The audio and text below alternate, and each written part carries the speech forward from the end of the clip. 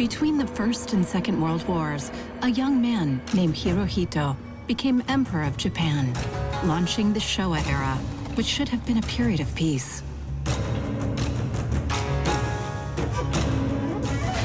But in his fast-growing country, which had become the world's fourth largest power in just 40 years, certain politicians dreamed of building a colonial empire to dominate Asia.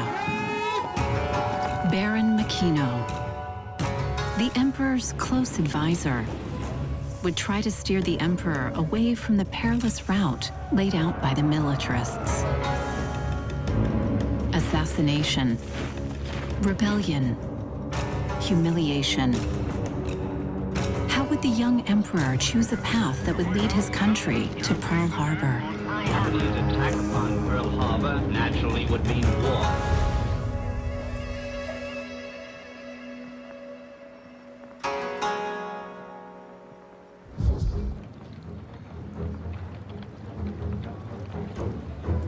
June 28, 1919. The Treaty of Versailles marked the end of World War I and created a new world order. The treaty called for the creation of the League of Nations and the issuing of certain sanctions against Germany, who had lost the war. On that day, 90 delegations from the winning countries were invited to the Hall of Mirrors in the Palace of Versailles. Among the victors were representatives from a small, remote country that had become a global power in recent years, Japan. We joined the war against Nazi Germany in August 1914, yet here we are not considered to be victors in our own right.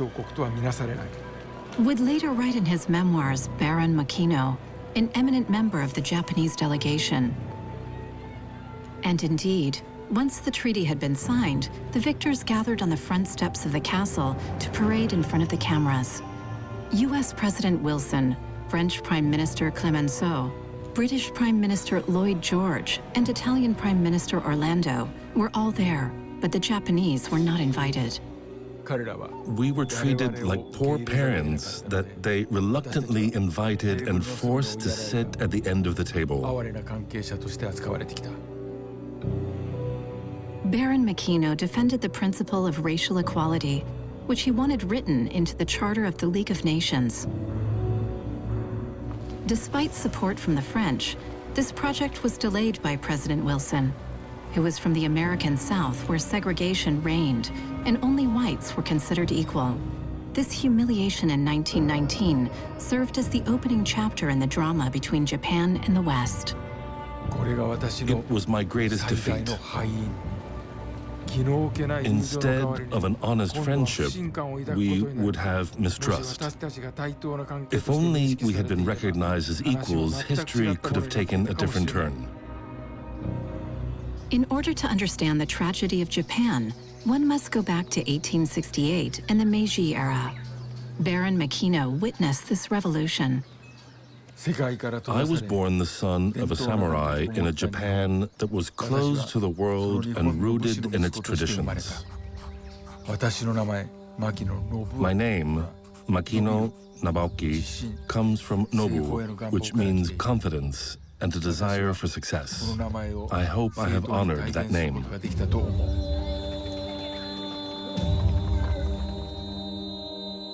I was 7 years old in this picture. That year, the new emperor declared the Meiji era the era of enlightened government and openness to Western methods. The empire of the rising sun saw the West colonizing the rest of the world. In order to avoid the same fate, Japan decided to industrialize, developing its banks, army, and navy with help from Western countries. By doing so, it became one of the few non-white countries to be colonized. The Meiji slogan was "Walk on Yosai," Japanese spirit, Western learning.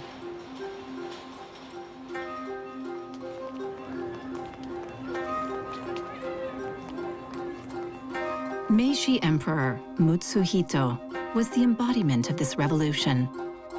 After being crowned in traditional ceremonial clothing, he adopted a more Western aesthetic, cutting his hair instead of keeping it long and wearing it in a bun, and cultivating a small, well-groomed beard and a mustache in line with the European image of virility. He would soon wear a military uniform when he appeared in public. In her official portrait, his wife, Empress Haruko, looked more like a queen of England than an Asian princess.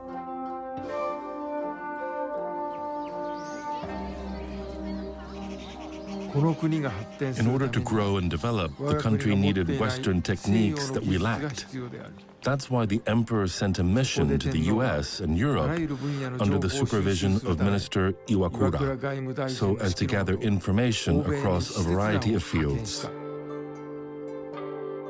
Since the first thing to be modernized was the army, he chose eminent samurai soldiers, the educated warrior class, who were the only ones allowed to bear arms and take part in war.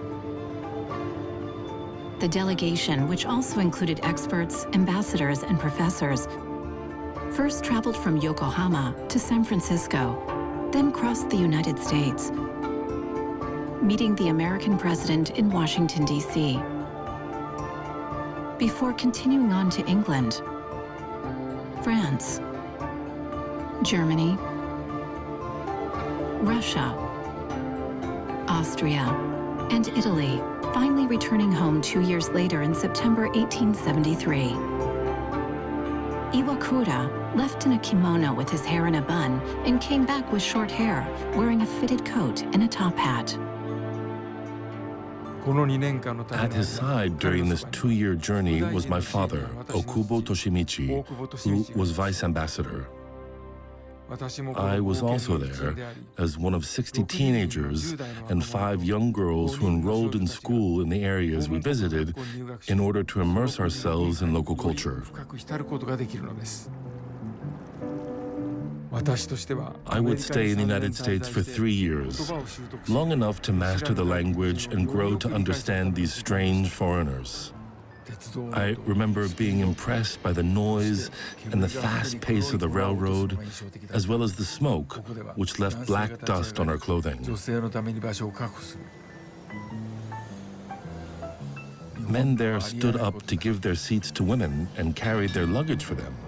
We didn't have anything like that in Japan. In larger cities, the roads were paved and pedestrians walked on sidewalks. They all had leather shoes instead of wooden ones. No one was barefoot. The student in the bed next to mine in the dorm received a letter from his parents urging him to be wary of me because I was a heathen and a savage. It may seem insignificant, but Makino Nobuaki was one of the first Japanese persons to ever face the notions of otherness and racism. At the same time, a new Japan was being born. But this new world also marked the death of the old one.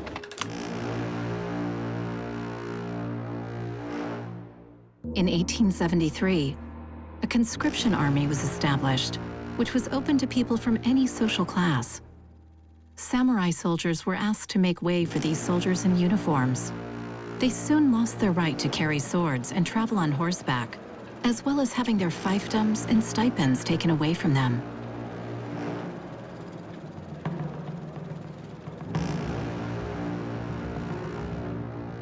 A subset of the samurai quickly denounced the fast-moving changes in the country, revolting in January 1877 under the leadership of Saigo Takamori, the last samurai. The emperor chose my father, Toshimichi, a great samurai, to lead his army in putting down the insurrection.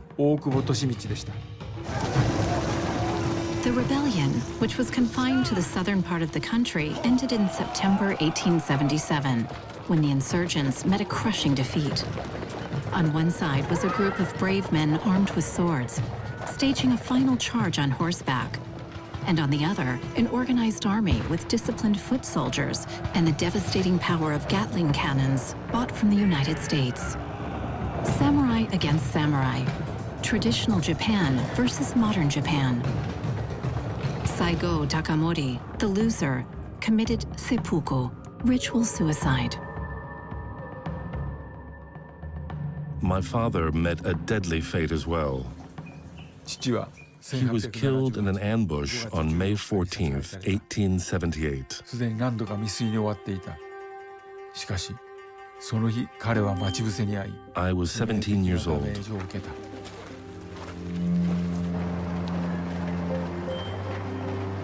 With this last stronghold of feudalism defeated, the road was clear for the modernization of the country, which seemed to be emerging from the Middle Ages. Powerful feudal lords became senior officials, military officers, politicians, bankers, and manufacturers. The samurai lay down their swords and put on suits and ties, but remained omnipresent, their fighter values as pervasive as ever. The ancient warrior's moral code, Bushido, became that of the army and the entire Japanese people. 私は Because I was the son of the glorious and loyal Okubo Toshimichi, I didn't have to attend the University of Tokyo for long. 試験を受けることもありませんでした。 And without taking a single exam, I was sent to the London Embassy in 1880. I arrived in England in early spring. The fog was so thick, I couldn't even see an inch in front of me. I wondered if people could even live here, compared to Paris. This diplomatic career opened Makino's mind. He was intrigued by the idea of parliamentarianism, but more skeptical of democracy. The lion is a lion. The mouse is a mouse. Which means that the strong and the weak cannot act on the same level. He would be named ambassador to Italy in 1896 and to Austria-Hungary 3 years later. Meanwhile, Makino's time in Europe solidified his open-mindedness as well as his natural skepticism of nationalism. I learned that the world was full of people who don't know each other, but all believe themselves to be superior to the rest. Thanks to its industrialization, the Empire of the Rising Sun became a major global power and gradually discovered its own colonial ambitions at the expense of weaker countries. The Japanese were guided by a certainty that they were a superior people, led by an emperor who was a direct descendant of Amaterasu, the goddess of the sun. On an economic level, they needed workers and new markets to sell their manufactured goods, but also the raw materials their country was sorely lacking.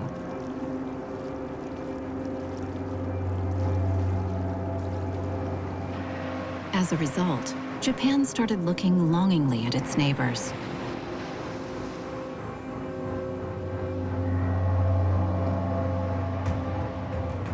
The Ryukyu Islands were the first to be swallowed up by the empire, followed by the island of Formosa, now Taiwan, in 1895, at the end of a Sino-Japanese war that was quickly won by the better-equipped army. Finally, and most importantly, after China was defeated, it was forced to give up its suzerainty over Korea, where Japan took its place. Japan's imperial army then found itself up against the imperialist forces of Russia, which also coveted the Korean peninsula and Manchuria. The war broke out in 1904 when I was the ambassador to Vienna. I saw gatherings in the streets to show support for Russia, and I realized there were none in support of Japan. In Europe, no one believed we had a chance because of the racial prejudices that led them to believe that whites were superior to Asians. A small country against a gigantic Russian empire, David versus Goliath. Yet it was the Russians who were defeated on the land and at sea.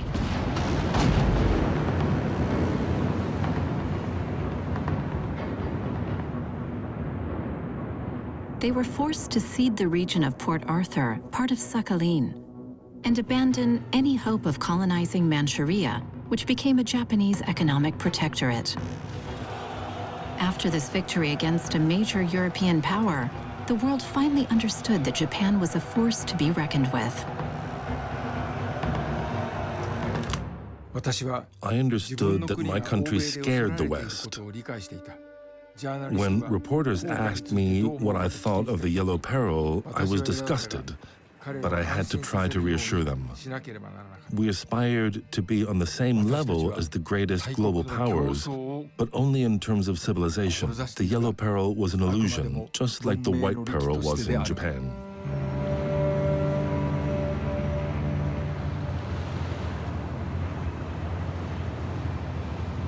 It was time for Makino to say goodbye to Europe. The polyglot ambassador was called back to his home country in 1906 to serve the government as Minister of Education.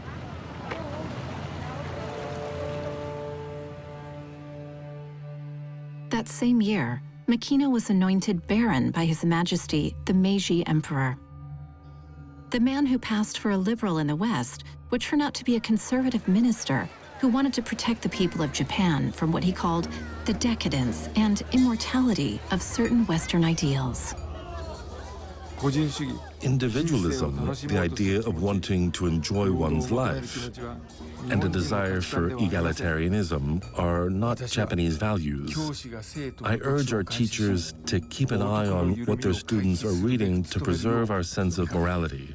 But I know that one day, the common people of Japan will westernize themselves just like the elite.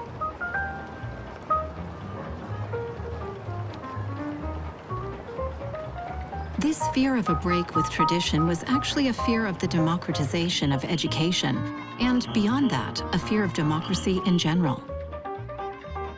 Surprisingly, Baron Makino defended the purity of the Japanese spirit, even though he himself was the epitome of cosmopolitanism and westernization.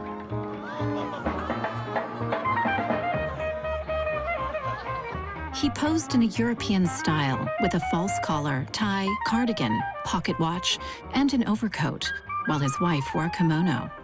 A perfect representation of Japan, one foot in the past and the other in the future. In 1907, when he was still only Minister of Education, he agreed to sponsor the constitution of a pacifist league. Peace is our common good. This conciliatory attitude angered the nationalists, who were calling for a military expansion against China. In 1913, Makino became Minister of Foreign Affairs. That same year, 3 Japanese men were killed in China, which the nationalists used as a pretext for war. Makino refused. An angry crowd protested beneath the ministry's windows, calling for the Baron to resign due to his lack of military ambition. The next day, I learned that gangs had forced their way into my home to try to kill me. My wife had served them tea, but they naturally refused. Eventually, they left. Makino had become the target of the militarists' anger. But I maintain that when it comes to business, peace is more profitable than war.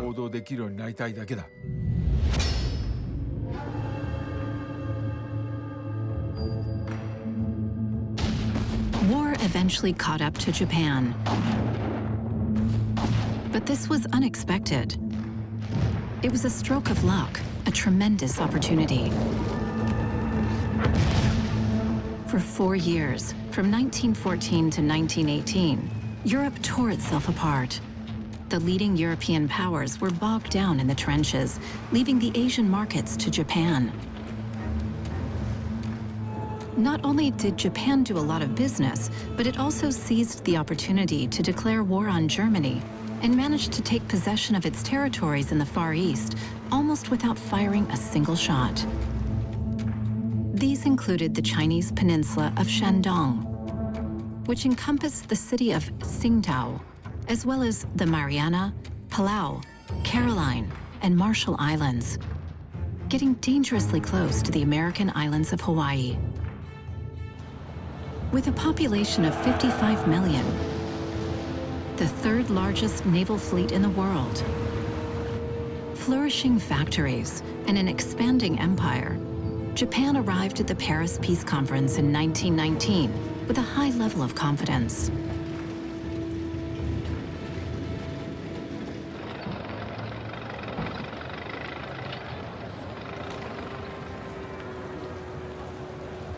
The leader of the delegation was former Prime Minister Saionji Kinmochi. But Makino was the one who was actually leading the debates. The others struggled to keep up with the fast pace of the conversations in French and English. The Baron quickly realized that the Japanese, whose only participation in the war had been for their own benefit, were not very welcome. In addition, Baron Makino aggravated the Anglo-Saxons by calling for his country to be recognized as a great power, which he cleverly couched in support for the principle of racial equality. But the Paris Conference also saw two different Japanese powers facing off. That of the imperialists, who wanted to conquer territories by force, and that of the liberals, who supported free exchange, like Makino himself.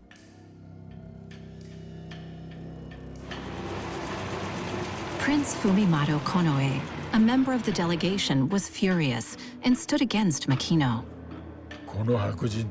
These whites look down upon me and want to keep me on the sidelines. They colonize the world, but forbid us to do the same. Makino received an order from Tokyo to double down on his position. He was not to give any ground regarding the annexation of the German territories conquered in 1913, especially the Chinese peninsula of Shandong. But in keeping with the right to self-determination, Wilson wanted it rightfully returned to China. I must threaten to leave the conference if our control over Shandong, which is rich in coal, is not recognized by the leading powers. In order to preserve the peace treaty, Wilson finally gave in. This concession allowed Japanese delegation to return home with its honor intact, but the strongest supporters of the regime, such as Prince Konoe, were convinced that the West was determined to deny Japan's right to exist.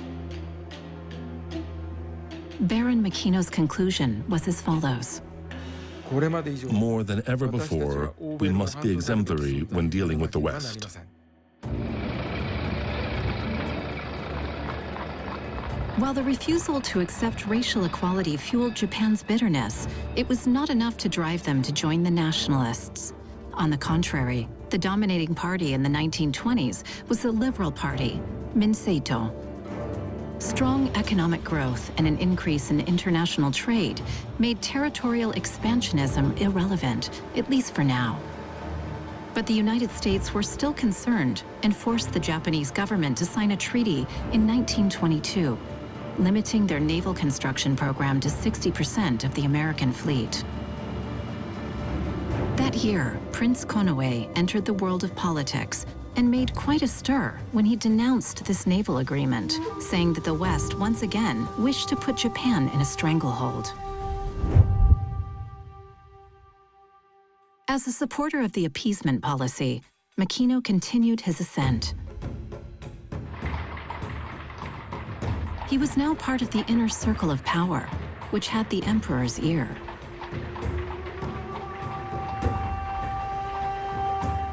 After the death of Meiji in 1912, his son, Emperor Taisho, took over.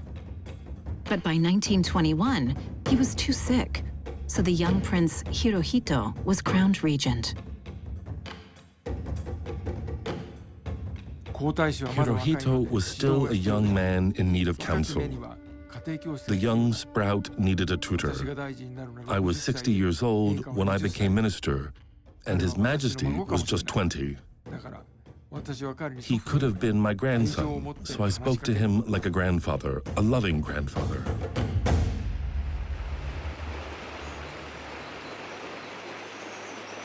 Respect our past, Your Majesty. Promote harmony. Embrace the opinions of everyone, even people from different social classes, and above all, act as a divine guardian of the established order. Makino dreamed of making the emperor like a king of England, above the party system, above the ideologies that reigned, but without governing. He wanted the emperor to let the government and the parliament act without him intervening. But in the case of trouble or strife, he could serve as an arbitrator, as nothing was done against the emperor's wish.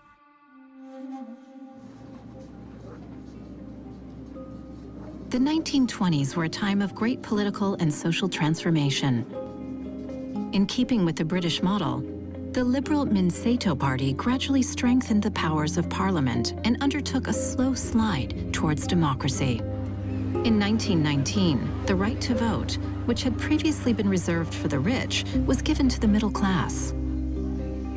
The limited caste of rich samurai families had to make room for 3 million new voters. A small revolution was underway. Makino was not truly democratic.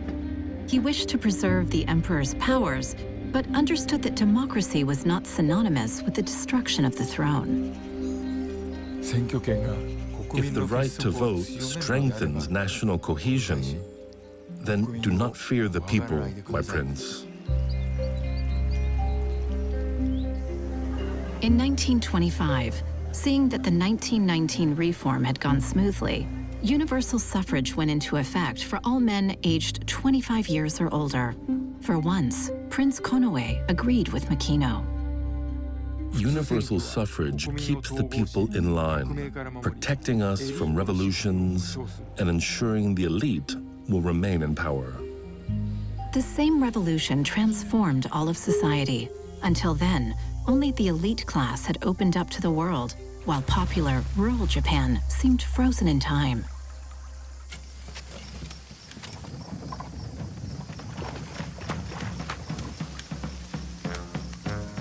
But no longer.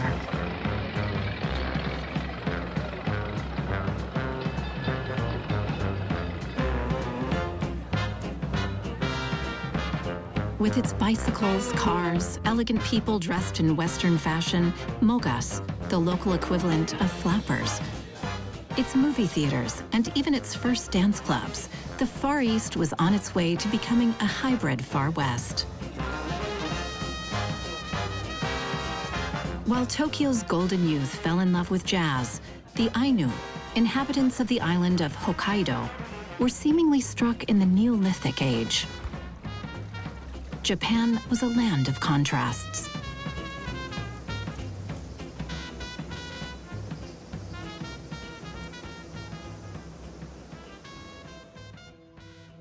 Makino the liberal was light years from that social modernity too. After all, he was over 60 years old. Strangely, Konoe, the conservative 30-something, was much closer to it. After the peace conference, he visited France, Germany, England, and the United States. He fell in love with the food, the casual manners, and not having to take his shoes off whenever he entered a building. Always impeccably dressed, with a side part, an athletic, unrepentant golfer, and bisexual, he was a sort of snobbish aristocrat, a conservative who indulged in criticizing his own country.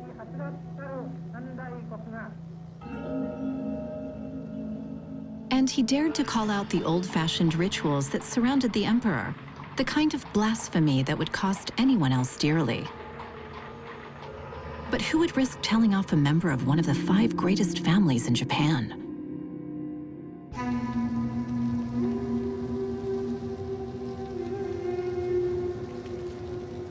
It was during Japan's Roaring Twenties that tragedy would strike. On September the 1st, 1923, an earthquake of 7.9 magnitude on the Richter scale devastated Kanto, the region of Tokyo and Yokohama. It was complete desolation. The capital was destroyed. The earthquake also caused a massive fire that the firefighters couldn't put out because the water pipes were broken. Over 100,000 people died. Hirohito was severely affected. He and his fiancée, future Empress Taimei, went to the scene of the disaster to comfort survivors. But he had another reason to be sad. He was supposed to be married just a few days later. Faced with the destruction of Tokyo, he considered delaying the ceremony. Makino disagreed with this move. The earthquake was localized, whereas the marriage affected the whole nation. because it represented the future of the crown. We couldn't let this event, no matter how serious, interfere with the affairs of the state. Makino managed to recruit ministers and members of the imperial family to his side, but Hirohito stood firm and postponed his wedding. Not only did Makino not take umbrage, he was actually pleased by the decision. I cannot help but be proud that the prince chose to listen to his own conscience rather than the voice of his advisors. I predict that the future emperor will know how to make decisions on his own. That is very good.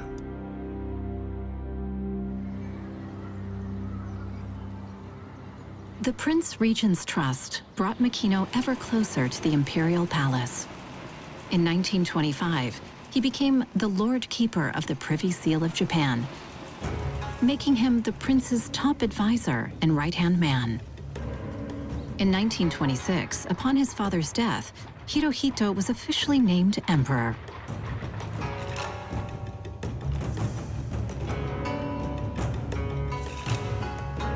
The people of Japan cried out a triple banzai, which means long life, to celebrate the new emperor who inaugurated the Showa era, the era of enlightened peace. Like Makino, Fuminado Konoe was one of a small number of men who had access to the emperor whenever they wished. He had the affection of Hirohito, a small man bound by his rules and traditions who secretly envied him. The prince, 10 years his senior, cared little for protocol and sat in the emperor's presence, even daring to cross his legs, the ultimate show of insolence. He spoke to him not with Makino's deference, but in a more conversational tone. Konoe felt no need to act inferior. He considered himself equal in nobility and superior in intelligence. He was on his way up. In 1928, he successfully defended a bill to reduce public liberties, especially the freedom of expression. His turn towards conservatism was underway. The era of peace and prosperity was suddenly challenged by the 1929 crisis. The markets collapsed, and customs restrictions started penalizing Japanese exports. Japan was dependent on other countries. Despite its control of Korea, it lacked raw materials, had very limited farmland available, and was nearly incapable of feeding a population growing by 1 million per year. Losing the ability to sell its industrial products abroad would mean being faced with ruin. Known as the Zaibatsus, the major manufacturers like Mitsubishi and Nissan were severely affected by the crisis.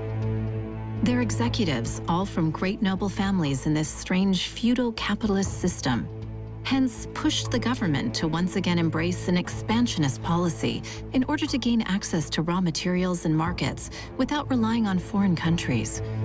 In other words, they had to colonize, which meant war.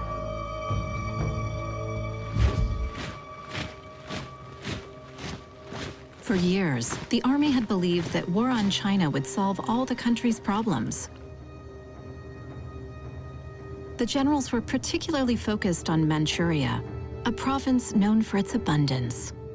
The 1.5 million square kilometer territory had seams of iron and coal, gold and bauxite, everything Japan was lacking.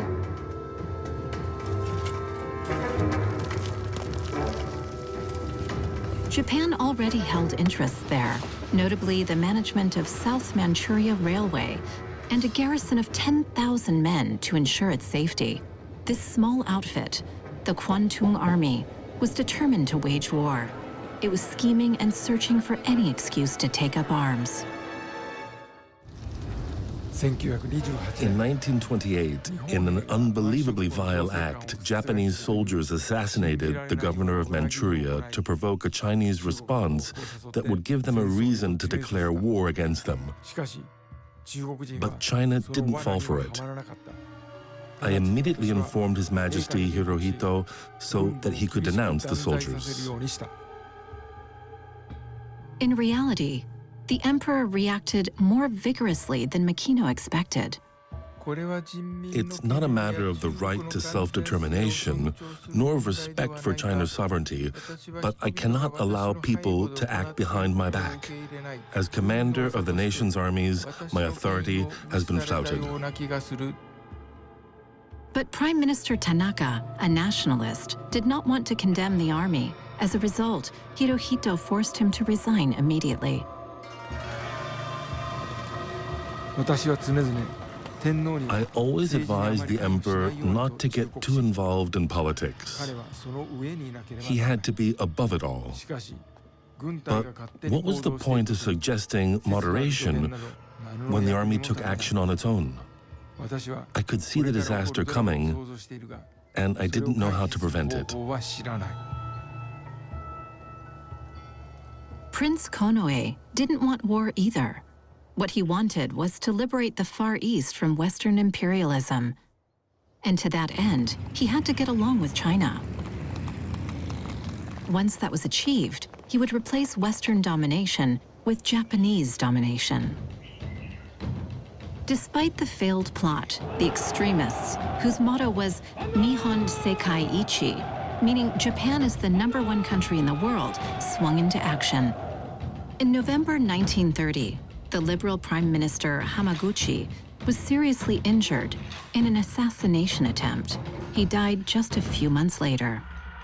These ultra-nationalists, who were revolted by capitalism, communism, and democracy, embraced the country's 1,000-year-old values: hierarchy, the emperor, force, and harmony.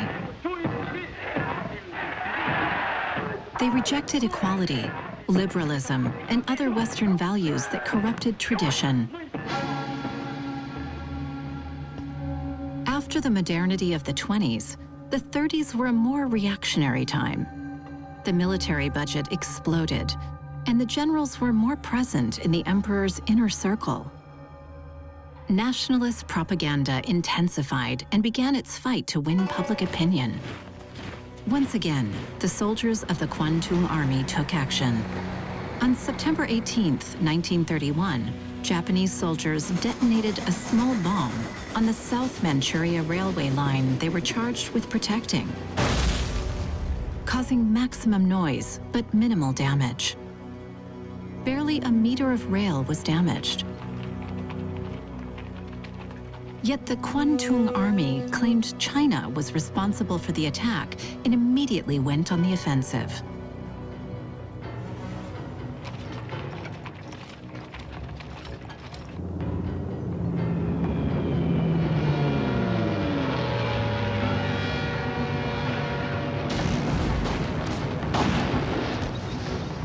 Two months later, after a lightning-fast war, Manchuria had been conquered.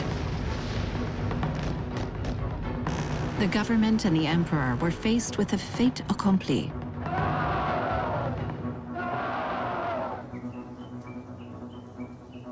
Makino neither saw nor understood anything. At first, I thought our army had acted in self-defense. By the time the truth came out, it was too late. The emperor didn't denounce the conspirators, but did call for military operations to stop. He was told it was impossible. Makino was at a loss and didn't know what advice to give the emperor. He had wanted to turn him into a constitutional monarch, to preserve his divine character as guarantor of the country's unity. Instead, he merely helped leave the field clear for the military that only the emperor could stop.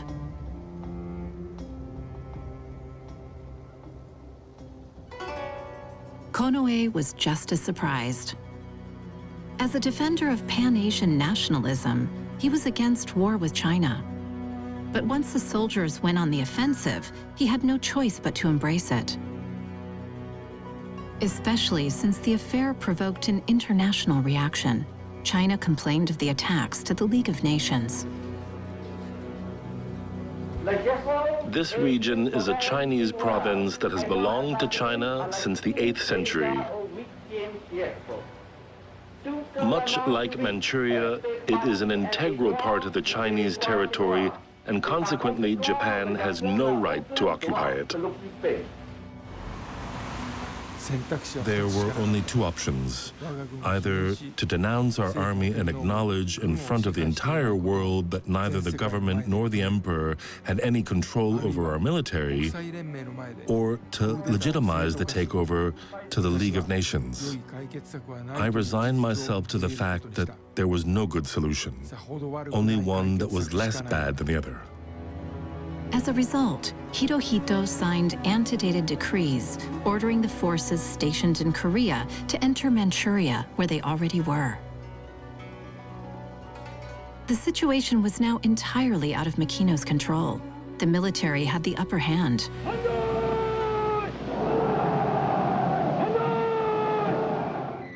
In January 1932, the generals pushed the government to plan a military operation in Shanghai, the heart of the Chinese economy, after a new frame-up.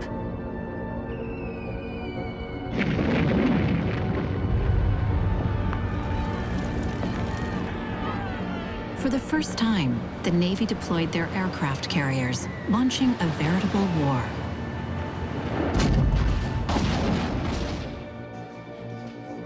This time, the European powers thumped the table. The League of Nations got involved, even sending camera crews to the front to film these unprecedented images.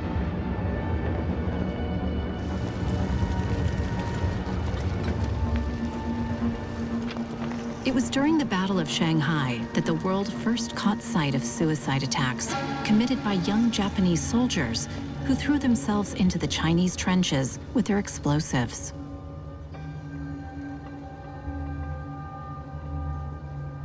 Propaganda footage hailed them as heroes and glorified them for having sacrificed their lives for the good of their country. These were the first kamikazes. After 3 months of fighting, a ceasefire was signed.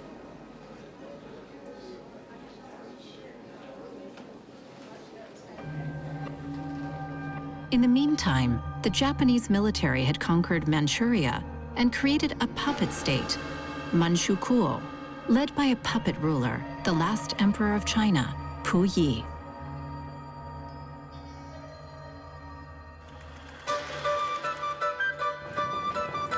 Japanese propaganda went to great lengths to portray an image of a model Manchukuo that was modernizing thanks to Japan's guidance.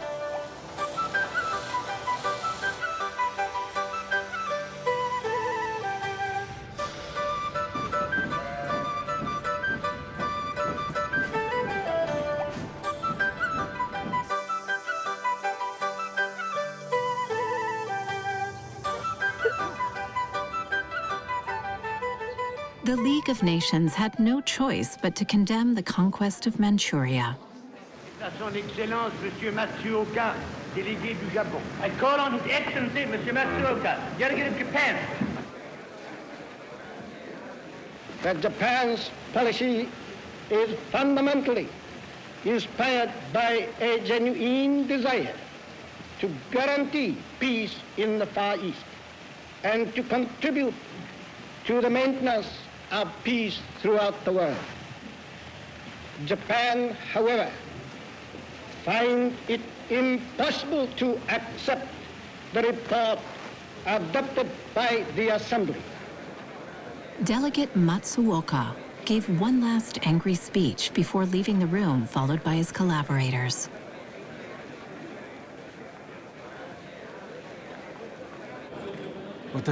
To me, it was a day of grieving. We gave up everything to the military. We were heading for the precipice.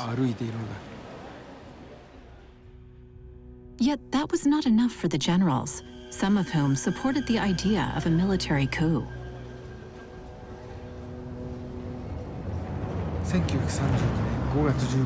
On May 15, 1932, some young naval officers broke into the residence of Prime Minister Inokai and shot him twice in the head, killing him.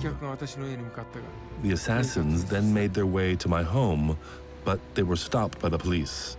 I narrowly escaped death. The putschists had also intended to kill Charlie Chaplin, who was touring Japan at the time. and who nationalists saw as a symbol of Western decadence. Chaplin was supposed to visit Prime Minister Inukai's home, where the assassins were waiting. But at the last minute, he changed his schedule and decided to attend a sumo wrestling match instead. Lucky for him. The rebels who were arrested were given minimal sentences and quickly pardoned.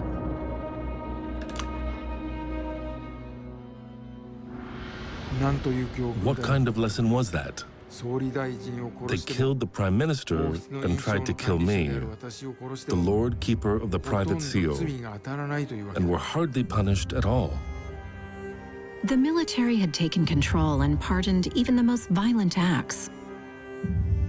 The emperor was left with no choice but to sign any and all decrees that were submitted to him. Makino had no more advice to give.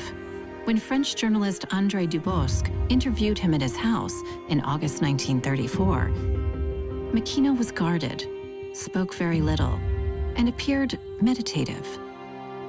He tried to provide reassurance about Japan's military ambitions. Sir, nothing can happen unless the Emperor agrees to it. The reporter pressed him, asking, "What if Japan attacks China?" Makino repeated, Nothing can be done, sir, without the Emperor's consent. But in reality, the emperor had already given up. Konoe was on the verge of taking power. He was impressed by Hitler and shared his belief that a so-called superior race had the right to living space. This shared ideology would soon lead to the Holy Alliance of fascist regimes.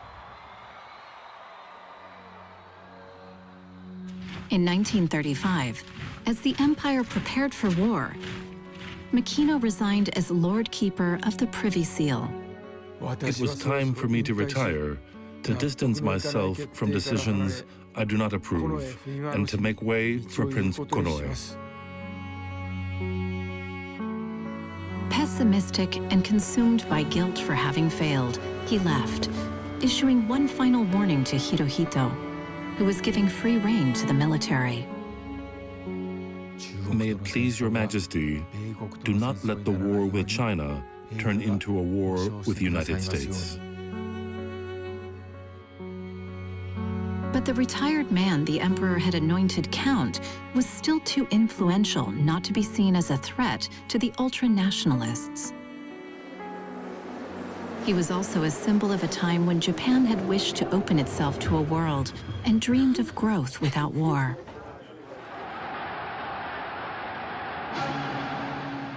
In February 1936, during another coup attempt, a group of fanaticized young officers assassinated the Minister of Finance, the Minister of Domestic Affairs, and the Emperor's Chamberlain, but missed Count Makino once again, who was taking the waters in a rural ryokan at the time. This time, Hirohito demanded the perpetrators be punished. To satisfy the emperor, some of them were sentenced to death.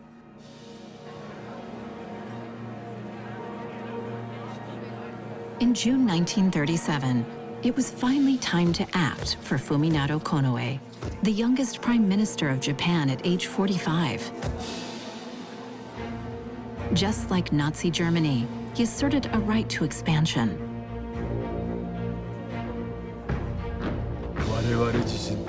To save ourselves, just like Germany, we must destroy the Western status quo. We must demand that all powers open their colonies so that all nations have equal access to the markets and natural resources of colonized territories.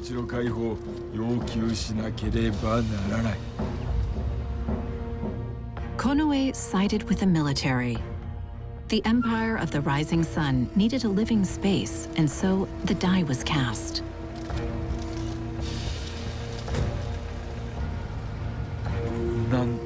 What madness! Everything we had been working towards for the past 70 years was ruined, and I could do nothing about it.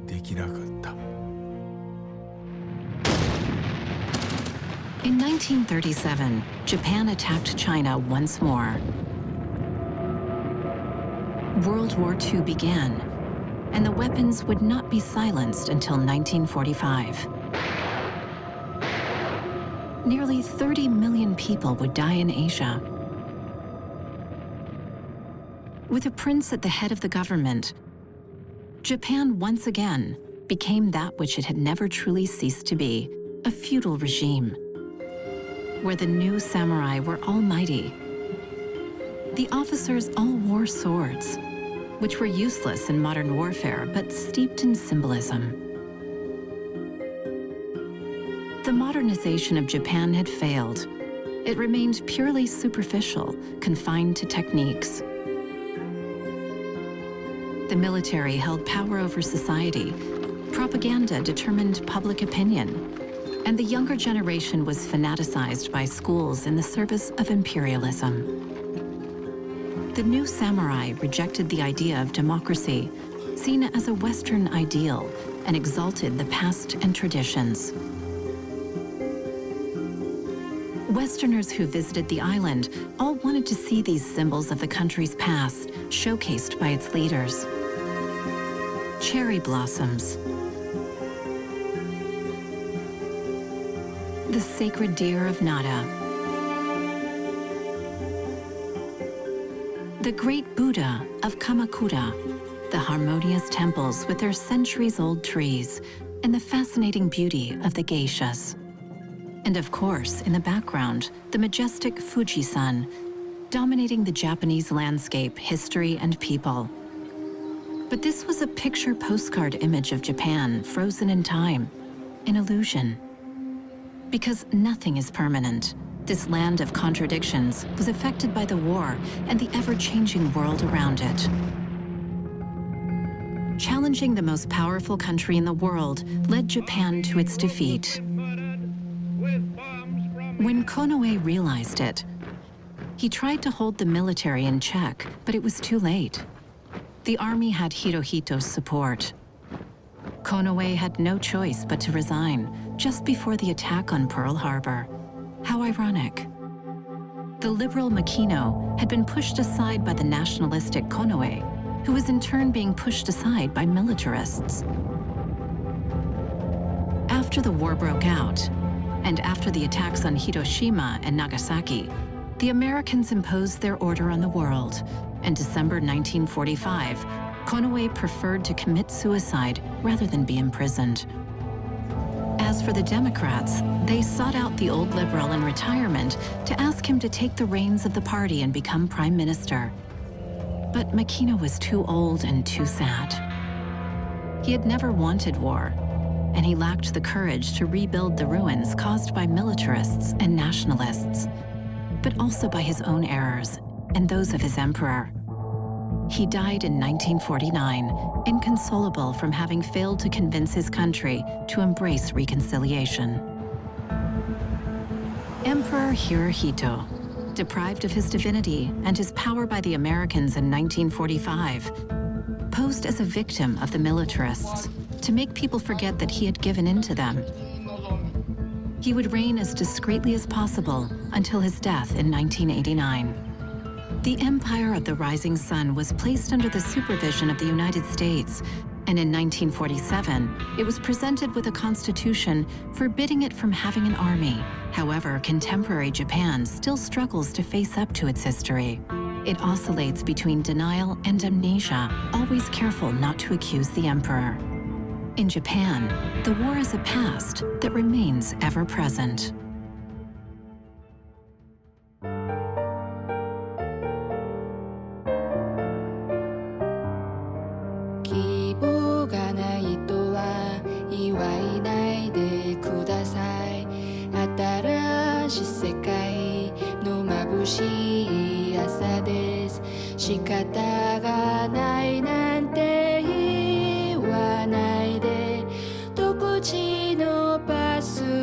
Success